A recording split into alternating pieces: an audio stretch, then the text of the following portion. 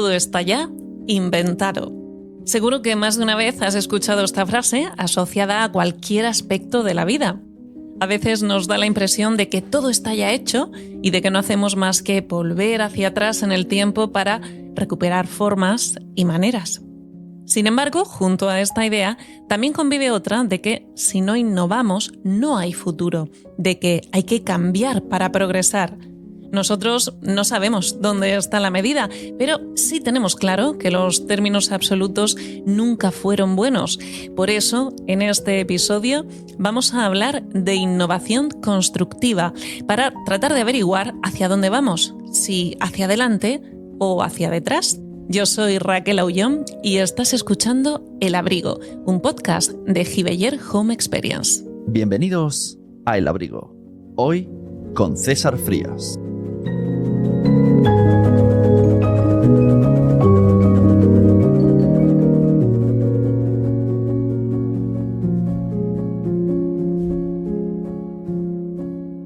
MORF es uno de los estudios de arquitectura más grandes del mundo. De hecho, ha sido incluido en la prestigiosa lista de los 100 estudios más grandes del mundo, diseñada por Building Design. Pero esta es solo una de las muchas menciones que este estudio atesora cada año. Su filosofía es la de diseñar pensando en las personas y generar un impacto que mejore la sociedad en la que vivimos. Por eso son un estudio que se organiza como una empresa, para que las personas estén siempre en el centro. Por sus manos han pasado todo tipo de proyectos, desde oficinas hasta residenciales, proyectos singulares y hasta proyectos para estadios de fútbol. Pero no solo construyen, también investigan y divulgan. Sobra decir que trabajan en todo el mundo, aunque su cuartel general está en Madrid. Desde 2014, el arquitecto César Frías es socio director de MORF junto a Raquel Dueñas y Miguel Pradillo. César, bienvenido al Abrigo. Muchísimas gracias por invitarme. ¿Está todo ya inventado en arquitectura? ¿Hay una vuelta a los orígenes o estamos más futuristas que nunca? Bueno, estamos en un momento muy interesante. O sea, al final la arquitectura siempre ha evolucionado de la mano de la técnica.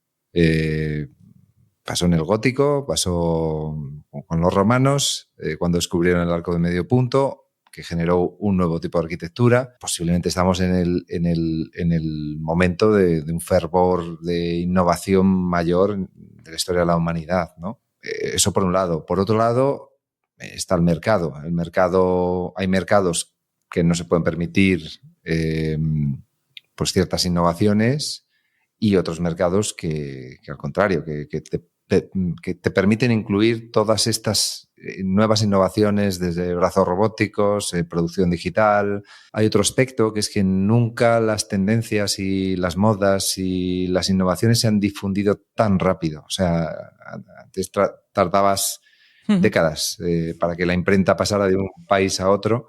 Ahora mismo, en minutos, tu innovación ha llegado a China y está impactando en China. Entonces, bueno, pues estamos en un momento muy interesante también con mucho ruido, donde es muy difícil identificar qué es tendencia y qué es un hype. La mayoría de las cosas son pasajeras, pero bueno, y a largo plazo estamos en un momento de transformación completa de nuestra industria. Volveremos después a esto que nos comentas de las tendencias, que me parece que abre una puerta más que interesante. Pero antes quiero traer al comienzo de esta entrevista una frase que es tuya. MORF es una contradicción porque es un estudio que pretende hacer arquitectura de autor, siendo a la vez una empresa grande, multidisciplinar y muy tecnológica. ¿Cómo funciona esta contradicción? Bueno, pues con mucho esfuerzo de mucha gente, pero pasa esto, o sea, las empresas corren el riesgo de ir a la media. O sea, al final, escalar la creatividad es complicado. O sea, escalar lo disruptivo es complicado. Hay muy poquitas empresas que lo hayan conseguido. Normalmente la creatividad está en el garaje, y cuando la empresa crece, pues se vuelve aburrida. Y eso no queremos que pase y nuestro empeño está ahí y nuestra lucha implantar esta cultura de la innovación en la empresa es de las más complejas que tenemos, pues porque bueno, la zona de confort pues es muy atractiva. Uh-huh. Tu cerebro segrega serotonina y dices, ¿por qué me sacan de aquí? Pero bueno, digamos que como está desde el principio, como está en nuestro ADN, como quiero decir, que viene Amorf a trabajar, sabe que no va a hacer cajas, ¿vale? O si hace cajas, van a ser cajas apiladas y desordenadas y lo que sea, ¿no? Entonces, bueno, sí, es la lucha y el mayor problema, porque ser un autor está bien, tú controlas lo que haces, lo manejas y tal, y el escalar esa toma de decisiones que conlleva la autoría, o sea, esas toma de decisiones que muchas veces no son la que dicen las encuestas, pues bueno, es una seña de identidad. También tiene que ver con que somos primera generación. O sea, como que no continuamos un legado de un tercero, sino que al final somos primera generación y estamos, la dirección, somos todos técnicos y estamos muy metidos en el día a día. Claro, es un reto y viéndose desde fuera y viendo además que funciona, porque es una contradicción que además resulta que funciona. Claro, pensamos, ¿cómo se puede trabajar de forma tan personalizada como lo hacéis vosotros cuando se manejan más de 60 proyectos continuamente? Tenéis un volumen de trabajo muy grande, pero cada uno de estos proyectos se tratan de forma muy personalizada. ¿Cómo se hace esto? ¿Hay un sistema? ¿Hay un secreto? ¿Es un método? Lo intentamos sintetizar un poco en que intentamos empezar de cero los proyectos. O sea, quiero decir, si no es coge este modelo y hazme 3 más, sino que intentamos que la arquitectura nazca de los condicionantes de la arquitectura, de las premisas del lugar, del cliente, de la normativa, de la sociedad, de las tendencias. Y hacemos de eso un juego y hacemos de eso una motivación que yo creo que somos, o sea, una de las cosas más satisfactorias que tiene el ser humano es el aprender. Es algo que te previene del hastío, del envejecimiento mental y bueno, el juego, ¿no? El mantener ese juego nos parece motivador y nos parece que es nuestra señal de identidad y nos parece que es también la que nos está abriendo puertas a otros mercados que si no seríamos un estudio local de Madrid que hace cosas en Madrid porque nos conocemos muy bien la normativa y tenemos un producto que el mercado sabe que se vende. Hemos optado por el otro camino y bueno, pues felices, pero es verdad que lleva mucho más trabajo y no siempre se aprecia. ¿Cómo o cuánto os ha afectado haber sido nombrados uno de los 100 estudios más grandes del mundo en la prestigiosa lista organizada por Building Design? ¿Creéis que esto ha sido un punto de inflexión? ¿Todo siguió siendo igual que era antes? Nosotros cuando entramos, o sea, lo vimos como una oportunidad de mostrar solvencia. O sea, tú realmente cuando estás en tu mercado la gente te conoce, ¿vale? Y da igual qué tamaño tengas, sabes que este estudio funciona bien y este pues, funciona bien en esto y en esto tengo que suplementarlo de esta manera. Claro. Cuando entras en un mercado nuevo y vas a decir, miren, hemos hecho cosas muy bonitas, sí, pero tú ¿quién eres? Pues el mostrar pues, una plantilla de casi 200 personas, quiero decir, multidisciplinar, el mostrar la experiencia de las cosas que ya has hecho, que obviamente es consecuencia de tener esa capacidad de trabajo. O sea, mostrar esa capacidad de trabajo casi es más importante fuera de España que dentro de España. ¿Y alguna vez se echa de menos trabajar en un estudio más pequeño? Bueno, es que es todo un conjunto. Obviamente, una semana tranquila se agradecería. pero es que va todo unido. Si realmente queremos tener un desempeño laboral excitante y con retos que nos están llegando ahora, que es que en la vida me habría imaginado que estuviéramos afrontándolos. Es que va todo en el pack. O sea, al final, nuestro objetivo es ser una marca global y para ser una marca global tienes que mostrar esta solvencia y bueno, va todo un poquito aparejado. Y la arquitectura no es de hoy me pongo con esto y mañana me pongo con esto. Son proyectos de 4 o 5 años. O sea, es un transatlántico. César, creo que en vuestro estudio tenéis, digamos, vuestro propio código de leyes, las leyes de Morph. ¿Cuáles son? ¿Cómo es esto? Hicimos un juego entre pues, las leyes de Murphy, o sea, la ley de Murphy y las leyes de Morph, ¿no? Al final, bueno, no sé cómo salió. Sí, fuimos a dar una conferencia a Las Vegas y bueno, cómo contamos esto, cómo dejamos de contarlo, ya lo habíamos comentado internamente, y es cómo transmites esa cultura de la innovación de una forma clara, unívoca. Pues se nos ocurrieron como los mandamientos. O sea, así es que está todo inventado. O sea, si quieres que alguien tenga claro de qué va lo tuyo, pues pone unos mandamientos, ¿no? Y bueno, pues hablan todos, han evolucionado un poquito, pero básicamente hablan de la esencia de la evolución, o sea, de la evolución y de la innovación. Hablamos del ADN, hablamos mucho de ADN porque es que nos parece un ejemplo tan bueno. O sea, el árbol más grande, más bello del mundo sale de una semilla pequeña, ¿vale?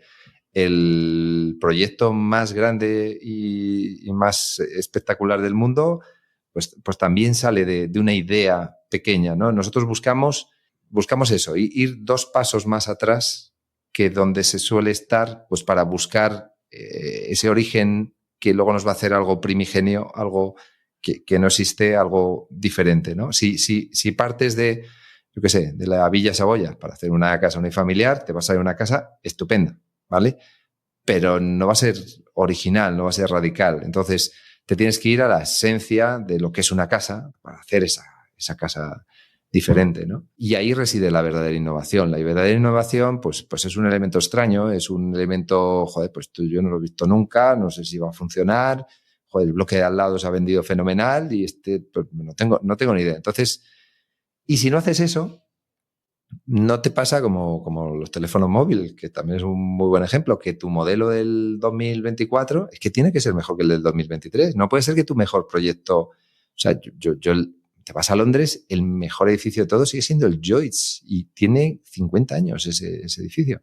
Pues bueno, pues como te quedes en que yo hice muy bien un edificio hace 40 años, pues no evolucionas, ¿no? Y está... Claro, está todo un poco orientado a buscar esa evolución y a intentar incluso adelantarnos a las tendencias, porque el día que llegan de verdad, pues estás preparado, porque has probado, has investigado, has visto que esto funcionaba, esto no. Y bueno, pues es un poco para fomentar esto. Esto que nos estás contando tiene que ver con este concepto de arquitectura genética del que tanto habláis vosotros. Y que por ponerle un nombre. O sea, hablamos de la arquitectura genética por poner... Se me ocurrió en el Museo de Arte de Historia Natural de Washington que cuentan fenomenal cómo es un código genético y cómo se producen las mutaciones y demás. Al final, nuestro código genético, aunque son 4 moléculas las que se unen en nuestro ADN, es un código binario. O sea, porque se unen 2 a 2. Entonces es 0-1 nuestro programa. Y el hablar de la genética es hablar de que el impacto que tú tienes con una modificación genética es 100.000 veces superior a si intentas modificar un individuo adulto. Sí, yo creo que ese ejemplo es bueno. Es decir, yo si ahora quisiera hacer algún cambio en mi cuerpo, pues tendría que ir al gimnasio o al cirujano y podría hacer algunos arreglillos, ¿vale? Me podría teñir el pelo para parecer más joven y demás, ¿no? Pero si hago un cambio genético, puedo salir azul. O sea, quiero decir, cuando más a la base y a la definición de la Real Academia de lo que estás haciendo, vas más impredecible, más innovador y mejor puede ser el resultado. Y eso es un poco, hacemos ese símil con la naturaleza porque tiene otra cosa muy bonita y hay un edificio que tenemos que es una idea de un edificio de oficinas continuo, ¿vale? Que es como una especie de espiral, como el Guggenheim de Nueva York, pero en oficinas, ¿no? Buscando pues, menor inclinación, circulación por fuera, circulación por dentro.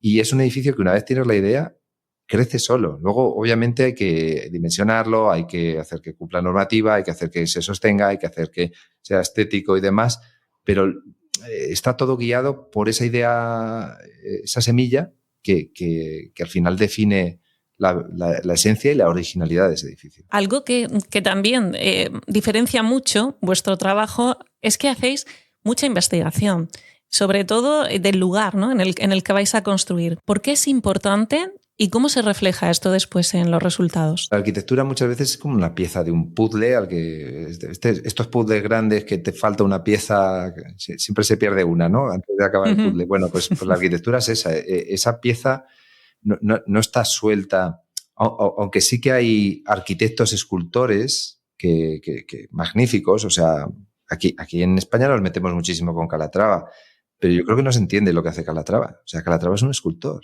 y es un escultor magnífico y es un escultor que tiene una escultura en Nueva York, en la zona cero, y otra en Lyon y otra por todo el mundo. Entonces, Calatrava lo que hace es decir, mire, yo voy a poner una escultura aquí y eso es lícito.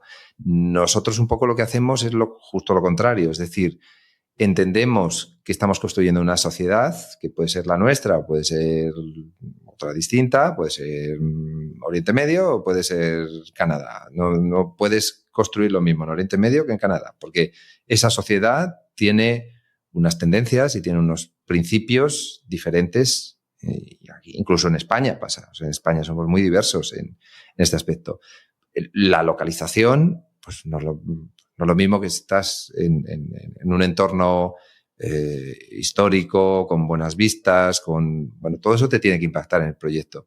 Incluso el cliente. Hay clientes que entran por la puerta que son súper aspiracionales y que, están completamente en tu onda y ven la segunda derivada del negocio, es decir, dicen, mira, voy a ganar un poco menos, pero o no, voy a hacer este cambio, voy a gastarme un poco más para ganar más en la promoción, o es que con lo que voy a ganar es que con esto voy a hacer construir mi imagen de marca y en el futuro yo voy a tener esta referencia y este valor añadido por tener esta imagen.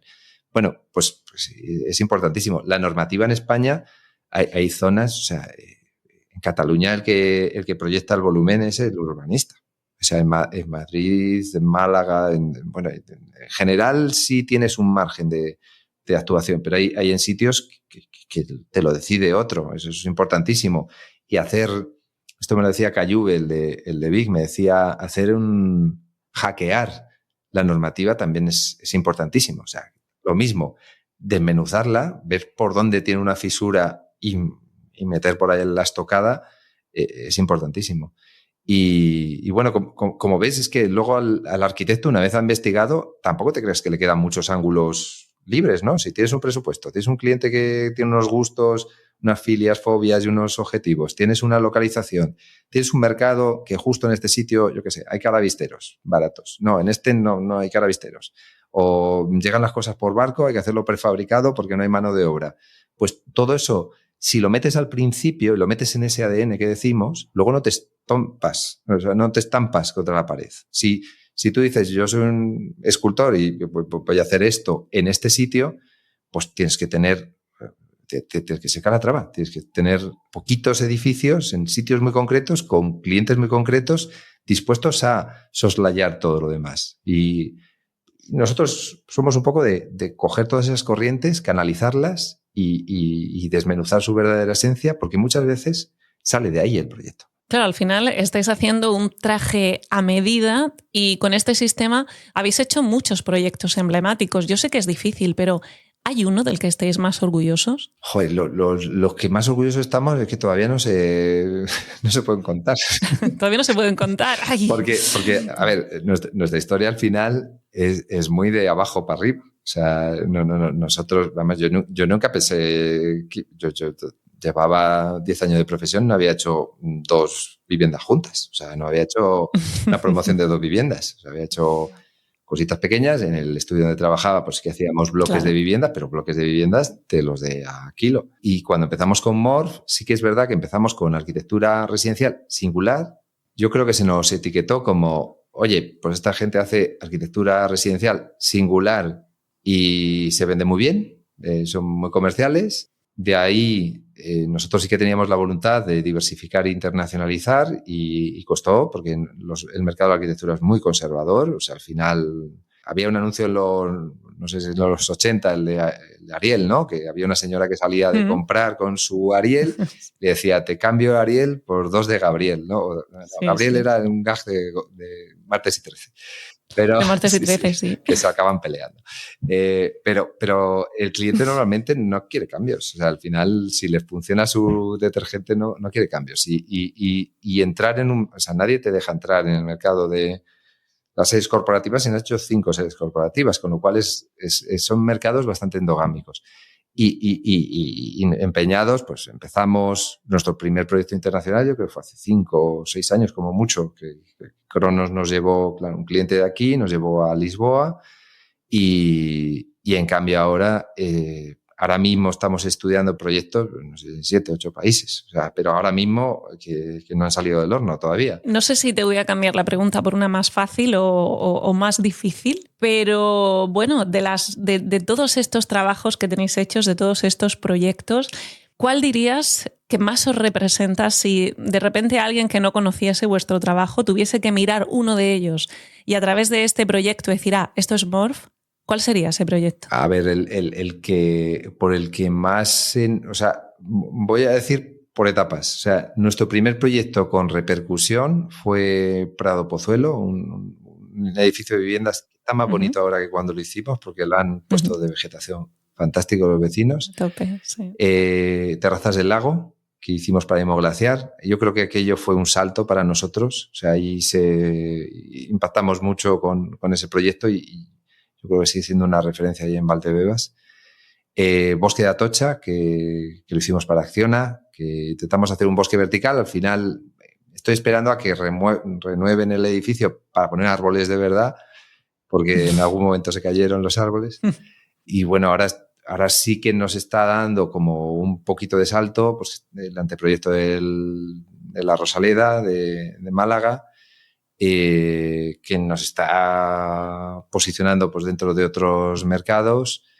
Las torres que hemos hecho, el concurso de torres de Repsol de Málaga que ganamos con Big y Toyoito, yo creo que ese es uno de los proyectos que sí que cuando vamos por ahí fuera a vender nuestro producto, pues nos abre puertas y nos identifica mucho y ya como estudio, pues eso, innovador y de un cierto solvencia, tamaño y demás. A raíz de la pandemia del COVID, creo que nos hemos dado cuenta de que hay muchos aspectos de nuestras viviendas que fallan.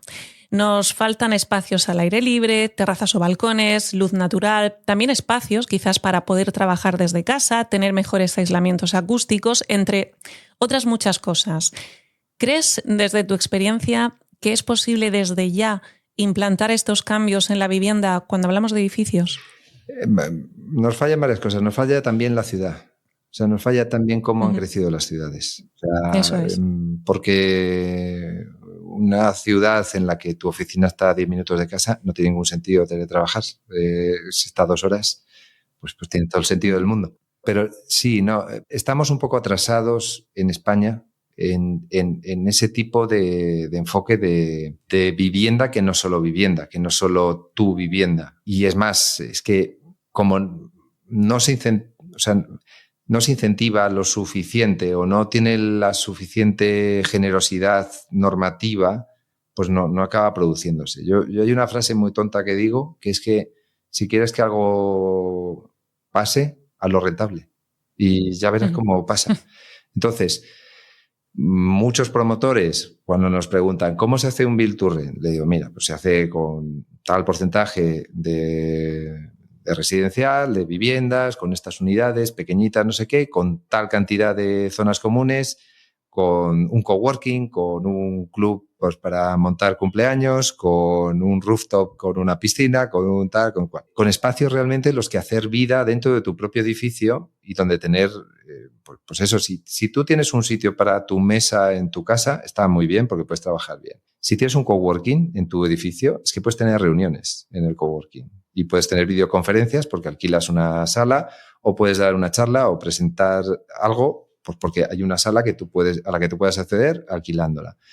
Ese tipo de modelo de vivienda en promociones grandes, obviamente, no en pequeñas, que está súper implantado en el mercado anglosajón, o sea, que se lleva los mejores pisos. O sea, el último piso no es para el millonario, es para la zona común y con el club donde das el cumpleaños de tus hijos o el club de fumadores. En Nueva York hay una torre que ha tenido durante muchos años el apartamento más caro del mundo, que lo compró el dueño de Oracle, me parece, que tiene una sala de fumar, que me parece muy anacrónico, pero la tiene como en la planta 90, o sea, una cosa así. Entonces, ese tipo de modelos que en el mercado anglosajón, donde el metro cuadrado es carísimo y pues lo tienen súper interiorizado. No se vende con un ticket alto un rascacielos en Nueva York, sino tiene 17 zonas de eventos perfectamente, de amenities, perfectamente organizadas, con tu tarjetita de yo puedo entrar en la planta 16, que hay un solarium y unas barbacoas, pero no puedo entrar al huerto porque no tengo esa reserva del espacio del huerto, pero sí que puedo alquilar el club para montar para ver la Super Bowl o para montar mi cumpleaños, sí pago, y en ese pago que yo hago o en esa reserva que yo hago, luego pago un servicio de limpieza después para que el siguiente lo pueda utilizar. Entonces, hay muchas cosas por hacer, están inventadas y es curioso porque países como República Dominicana pues van más avanzados que nosotros en temas de este tipo residencial y de cómo tener esa vivienda con esos espacios interiores, exteriores, la zona de teletrabajar, pues eso, el servicio de lavandería, etcétera, etcétera. Entonces, pues creo que en España en esto somos un poco conservadores, pero es que al final es que tiene que ser rentable. Entonces, si coge el Ayuntamiento de Madrid y dice, mira, hasta un 10% de la edificabilidad no computa si la dedicas a amenities. ¿Quién pierde? Nadie. Todo el mundo que tenga una nueva promoción va a tener una casa mejor, pues porque tiene una piscina cubierta donde hacer ejercicio o un gimnasio o tal. Entonces, nos falta eso, porque el mercado al final tiene que estar bastante hacen con sacarle un poquito de rentabilidad a los suelos y pagar los dividendos, los intereses, pagar las incertidumbres de costes que estamos sufriendo en el mercado. Y bueno, yo creo que es sencillo, pero nos queda. Hemos evolucionado. No se concibe una vivienda de venta sin una terraza, no se concibe hoy en día. Ha habido cambios normativos pues, para facilitar que no computen esos espacios exteriores. Pues bueno, y nos falta entender cuál es el modelo óptimo de residencial para favorecerlo de tal manera que hasta quien no tenga tan buena visión, pues lo haga. Y ya está. Sí. Al final es ese cambio de mentalidad del que hablamos siempre, además aquí, en este podcast, que tiene que ver con poner a las personas en el centro. Y este cambio de mentalidad, este cambio de cultura, pues me temo que aún nos llevará algo de tiempo. Y dentro de todo esto, César, quería preguntarte, ¿qué pasa con el alquiler? Porque parece que también estamos viendo aquí un cambio de tendencia, pero no sé si ya se están construyendo cada vez más o no, o son los mismos residenciales destinados específicamente al alquiler. Sí, luego hablamos de sostenibilidad, ¿vale? En algún momento, ¿vale? Porque es importante. Pero no, el alquiler, yo tuve acceso a un estudio. Hay cada vez más alquiler, eso está claro. En aquellos sitios donde no hay seguridad jurídica no está pasando, ¿vale? Uh-huh. Es un problema que también ha vivido el mercado del alquiler. Ha habido unos momentos que no se ha generado suficiente generalidad jurídica y los inversores de vivienda de alquiler pues han replegado velas, ¿vale? Es una tendencia casi forzada, porque realmente no es que la gente quiera alquilar más y quiera las cosas fungibles y demás, sino que realmente cuesta mucho comprar una vivienda sin renunciar a bastantes cosas que la gente no está dispuesta a renunciar. Es un quiero y no puedo. O sea, realmente todo el mundo le gustaría pues tener su vivienda, porque al final es una inversión, hay una desgravación fiscal, hay una serie de más posiblemente tu cuota de hipoteca te salga más barata que tu cuota de alquiler. Pasa que requiere de un ahorro previo pues importante, ¿no? Por otro lado, hay mucho dinero en el mundo. Se ha imprimido muchísimo dinero en las últimas crisis. O sea, hay mucha liquidez en el mundo y mucha inflación. La vivienda de alquiler es una manera fantástica de proteger tu dinero. Un dato, yo estuve en una charla de unos gestores de fondos de inversión y, bueno, sacaban pecho porque en 10 años habían sacado un 43% de rendimiento al capital de la gente que había puesto dinero en su fondo. Y estamos hablando que, pues eso, pones 10.000 euros en 2014, hoy tendrías 10.000, o sea, 14.300 euros. Y dices, joder, qué bien lo han hecho. Pero luego lo compararon con la curva de la inflación y la inflación ha sido un 42%. Con lo cual, básicamente, se ha quedado como estaban. La inversión en vivienda, lo que haces es una rentabilidad más pequeña, pero una curva de inflación que tu activo pues también se inflaciona. Por lo tanto, yo le auguro un buen futuro a la inversión en vivienda de alquiler precisamente por esto, que es una forma que incluso un contribuyente medio puede tener una protección de su patrimonio y yo creo que eso no va a cambiar. Y en momentos de incertidumbre como ahora, que no sabes cómo va a funcionar un poco esta curva, es interesante. Pero sí que, por ejemplo, el año pasado se notó un pequeño bajón. Por la ley de la vivienda generó un poquito de ruido y bueno, pues sí, siendo España un sitio apetecible, pues hay más países donde invertir, si tengo algún tipo de duda. Decías que es importante hablar sobre sostenibilidad y yo te quiero preguntar, ¿crees que construimos para el presente o para el futuro? Construimos para el presente, sí. O sea, que quiero decir, pero vuelvo a la frase tonta de antes, la sostenibilidad no es rentable. Entonces, ¿cómo pretendemos que funcione algo que no es rentable? Quiero decir que no es, que coger los libros de historia y, bueno, pues que alguien me ponga una lista de cosas que, no siendo rentables, pues han sido fructíferas, ¿no? Entonces, no es rentable porque el usuario final no lo paga.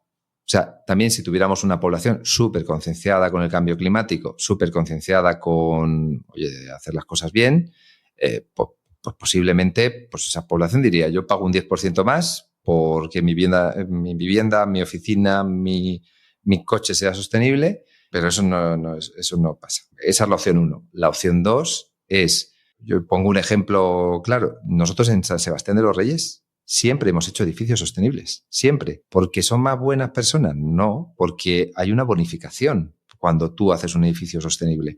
Sostenible desde un punto de vista parcial, porque mide la sostenibilidad solo en consumo energético, en consumo tanto de electricidad como de calefacción, llega a bonificarse un 15% de la edificabilidad en San Sebastián de los Reyes. Entonces, ¿el promotor de San Sebastián de los Reyes es mejor persona que el de Madrid? No, pero allí es rentable. ¿O el de Barcelona? No, pero allí es rentable y aquí no. Y sinceramente, que es que está inventada la forma de lograr eso. Cuando hablamos de sostenibilidad, la gente no llega a alcanzar a valorar que estamos hablando de muchísimo dinero. O sea, construir un edificio de huella de carbono nula, fácil supone como unos 300 euros más el metro cuadrado. Fácil, ¿vale? ¿Quién tiene ese dinero para gastar? La realidad es que nadie o nadie le encuentra la justificación y nadie compra una casa y dice, te pago 300. Posiblemente si habláramos con el usuario final, le concienciáramos, pues a lo mejor le puedo convencer. En una cooperativa a lo mejor les puedo convencer. Pero vas a convencer a todos. No. Falta eso. Falta o que el usuario final o que la administración favorezcan esto. ¿Quién está siendo muy sostenible? Las grandes empresas. O sea, sostenible, pongo comillas, no se me ve la imagen porque es una grabación, pero pongo comillas, sostenible. ¿Por qué? Porque al final su financiación depende de la huella de carbono que producen. Son los primeros pues, que están siendo obligados pues, a mostrar sus cartas en consumo de huella de carbono, los primeros que su viabilidad y su financiación depende de ello, pero es un lamentablemente va a entrar con sangre la sostenibilidad. Dejando a un lado la sostenibilidad, cuando hablamos de futuro, de construir pensando en el futuro, también creo que hay muchos conceptos que se mezclan, como modas, tendencias, innovación, planificación.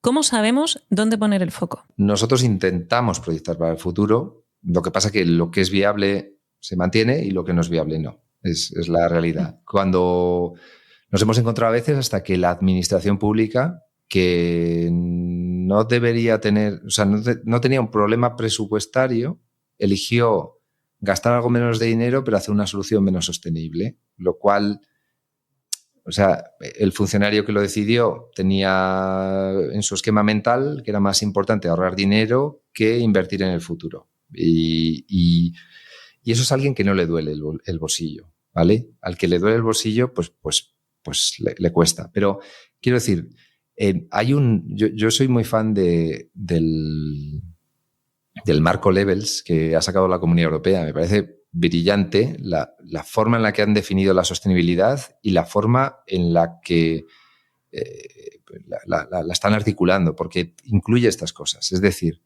que un edificio sea flexible, sea resiliente, o sea, una categoría de las que utilizan es la resiliencia. Eso es sostenible, es decir, que mi edificio mañana se pueda rehabilitar y utilizar de oficinas, o que las casas sean flexibles y puedan ampliar si yo necesito en vez de construir una casa nueva, o que yo en el futuro, o sea, obviamente pueda desmontar una parte de ese edificio, utilizarlo en otro sitio o ampliar ese edificio sin tener que ir a un lugar nuevo. O sea, todo eso está contemplado en Levels. Por supuesto, la huella de carbono de un edificio, la idea es desde que nace hasta que muere. Eso sí que es pensar en el futuro y pensar de forma objetiva en el impacto que va a tener tu edificio en el futuro. Y eso existe. Lo que pasa es que nos falta mucho pues, para tener datos ciertos de todos los materiales que se están utilizando, de procedencia, quién lo va a utilizar, de dónde me lo vas a traer. O sea, ese cambio va a venir y va a acabar llegando, pero ya está. Si estamos hablando de tendencia global, esto es una cosa que va a venir y que va a llegar y que me vale para hoy, me vale para dentro de 30 años y me vale para dentro de 60 años. Luego, hay otras cuestiones que no están reguladas ni incluidas en el marco Levels, que obviamente, cómo diseño una casa para que, pues eso, que no se me quede pequeña en el futuro y no tenga que hacer una reforma porque he previsto correctamente los espacios, es suficientemente versátil. Cuando se vayan mis hijos de casa, que me va a sobrar espacio, tengo una solución, pues yo qué sé, para independizar parte de la casa y alquilarla. Pues bueno, ese tipo de soluciones en el mercado, en el 90% del mercado, el 95% del mercado no se contemplan. César, ¿la innovación surge de la curiosidad o de la necesidad? A veces de la casualidad. Siempre que surge la innovación tienes que tener los ojos abiertos. Eso, si se te ha caído el queso sobre la muestra, tienes que mirar por el microscopio, no tienes que tirar la muestra, ¿vale? Viene de la curiosidad, desde luego, la necesidad fuerza la innovación. De hecho, no hay más que ver, pues eso, los periodos de guerras, pues ha habido muchísimas innovaciones. En la guerra esta que tuvieron Estados Unidos y Rusia por mandar al hombre a la luna, que al final fue una competición, pues aguzaron mucho el ingenio pues para ha venido mucha innovación. Y bueno, la curiosidad es que, claro, es un motorcito que tienes que tener interno y no todo el mundo lo tiene. La necesidad sí que impulsa a todo el mundo a innovar, ¿no? Y la necesidad sí que impulsa más el cambio que la curiosidad, porque es general. Si tiene a ver, yo siempre digo que nosotros estamos aquí y tenemos un hueco en el mercado, pues porque hay una crisis demoledora en España. Porque si no, vuelvo a decir, ¿por qué vas a cambiar tu detergente? Pues si te funciona bien. Nosotros dijeron, venga, vamos a probar este nuevo detergente porque es que el que tengo no me lava lo suficientemente bien. Y bueno, sí, o sea, son dos padres de la innovación y desde luego tú o tienes esos ojos abiertos o otra es la suerte. Por eso nosotros una de las leyes es acepta la buena suerte. Otra es protege lo nuevo. Pero acepta la buena suerte. Es que a veces, yo qué sé, te quedas medio dormido, se te va la mano y colocas esto aquí, al menos dale una oportunidad. Antes de borrarlo, dile, hostia, esto que no pensábamos hacerlo, oye, no queda mal del todo. ¿Crees que tiene que haber algún cambio en el sistema actual de construcción? Bueno, es que tiene que cambiar completamente. O sea, es que tiene que cambiar para hacer un símil. O sea, nosotros seguimos construyendo como los maravillosos romanos, con hormigón, ladrillo cada vez menos, afortunadamente. Va a cambiar cualquier sistema de construcción con un empleo de mano de obra especializada o de mano de obra masiva por el problema de mano de obra que hay, que es un elefante en la habitación. O sea, estamos hablando de acomodarnos y realmente nos falta mano de obra en todos los sectores productivos de España. O sea, en todos. Entonces, y en la construcción especialmente. Va a haber ese cambio en aquellas cosas que requieran mucha mano de obra, que requieran materiales, y va a haber un cambio diametral el día que nos enteremos de que hay que construir de forma sostenible. O sea, ese día que tengamos que construir con baja huella de carbono, aunque, o sea, tenemos que empezar a pensar en soluciones, no solo lo que voy a poner, sino cómo lo voy a desmontar en el futuro y cómo voy a utilizar esa materia prima que he utilizado. Está la tecnología de la madera, que claramente es la más eficiente, o sea, la más sostenible a día de hoy, porque que la hemos olvidado. Antes construíamos con madera, antes construíamos con barro, madera, con cosas súper sostenibles, y hemos olvidado un poco esa técnica. Por un lado está la industria de la madera, ligera, producción barata, y además si tenemos industria de la madera y construimos con madera, habrá más bosques, porque será rentable tener bosques. Eso va por un lado. Por otro lado, los materiales tradicionales están haciendo parte greenwashing y parte están transformando la forma de producirse. O sea, ya hay acero XCarb, pues que en teoría es acero que está producido en vez de con hornos convencionales, con hornos eléctricos suplidos, o sea, con su energía, con energía solar. Pues bueno, hay una trayectoria incierta, que es ¿qué va a ser antes verde, la construcción o la energía? Si la energía acaba siendo 100% limpia, que es factible, para 2050 Europa tiene ese objetivo y es factible, la tecnología está ahí, la energía que recibimos del sol es varios decenas de miles de veces mayor que la que utilizamos, y bueno, también de rondón han metido la nuclear como energía renovable, con lo cual eso también ayuda. La energía es factible. En 30 años yo no contemplo que la energía, al menos en Europa, no sea completamente verde. En ese momento, gastar energía para producir algo no será contaminante. Pero por otro lado hay otra carrera en hacer las cosas lo más circulares y lo menos contaminantes posibles. Y ahí están pues invirtiendo las acereras, los productores de hormigón, que tienen métodos ingeniosos como mi hormigón para producirlo, yo necesito mucho calor, invierto mucho CO2 para calentarlo, pero bueno, mira, aparte lo voy a suplir con soporte eléctrico, que cada vez va a ser más verde, y voy a meter CO2 encapsulado en el hormigón. Esa es una manera, parece una tontería, pero esto se está practicando en algunos países. Es decir, como consumo mucho CO2, lo que voy a hacer es almacenar CO2 dentro del hormigón que me compense, porque he echado CO2 a la atmósfera, pero he removido CO2 del ambiente y lo he metido en el forjado. Entonces, hay como también una especie de carrera con cómo será la construcción sostenible del futuro. Si hoy tengo que construir sostenible, tengo que construir con madera, pero bueno, vamos a ver cómo evoluciona todo esto. César, vosotros tenéis un gran equipo, como ya hemos contado, y podemos imaginar que la tecnología está jugando un papel fundamental a todos los niveles. ¿Cómo de importante es que los arquitectos estén cada vez más formados y más acostumbrados a trabajar con estas nuevas tecnologías? Nosotros tenemos un departamento bastante grande de I+D, donde tenemos gente pues, especializada en BIM, gente especializada en programación, en generar arquitectura paramétrica, generar aplicaciones para que los demás pues, sean más productivos. Para mí es básico en un contexto de bajada de productividad que ha tenido nuestro país del 7% desde el año 2000, que no había pasado nunca en la historia, que se bajara la productividad. problemas de mano de obra que hay y que vienen, el aumento de demanda de calidad por parte de los clientes. Bueno, nuevas tecnologías que o inviertes en ordenar tus datos y en facilitar su entrada en tu forma de trabajar, o no van a llegar. O sea, no van a llegar a ser efectivas en nuestro sector. Pues todo eso requiere una inversión grandísima. Lo que pasa es que, claro, eso va en contra de tener un estudio pequeñito y no tener la capacidad de tener gente dedicada a ello. Entonces, en España tenemos ese problema, que nos falta tamaño a todos pues para ir un poco al ritmo de los avances tecnológicos. Y yo lo veo muy importante porque ser productivo en el futuro y ser rentable va a costar.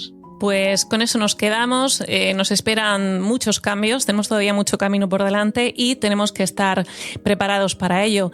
César Frías, muchísimas gracias por haberte asomado hoy a nuestro abrigo. Muchísimas gracias a vosotros y de verdad que ha sido un placer. La verdad que son todos temas relevantes y ya os digo, el cambio que viene de cómo vamos a ejercer nuestra actividad en el futuro es para empezar de cero todos los días, y realmente cuestionarnos cómo estamos haciendo las cosas desde la base. Así que, muy bien. Y a ti que nos escuchas, gracias por acompañarnos. Tienes más información sobre arquitectura y diseño en las redes sociales de Giveyer Home Experience. Nos escuchamos en el próximo episodio. Hasta pronto.